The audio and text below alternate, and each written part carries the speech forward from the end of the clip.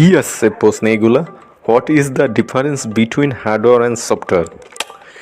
আচ্ছা, এটা তো জানা নাই আমার। দেখি আগে তাহলে একটু খাতাটা রঙিন করে সাজাই। আচ্ছা, এখন যেহেতু কিছু একটা তো লিখে দিতেই হবে।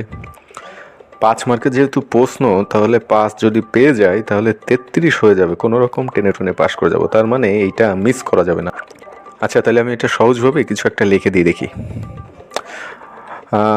Hardware is hard, software is soft. আচ্ছা ঠিক আছে, দেখি আরেকটা লিখি। Hardware is strong, software is not strong. Good. আরেকটা, hardware is very hard, software is very soft. এবার কী লেখা যায়? আচ্ছা, পেয়েছি। Hardware is not soft, software is not hard. বাহ, 5 মার্কের প্রশ্ন। আরেকটা লিখি।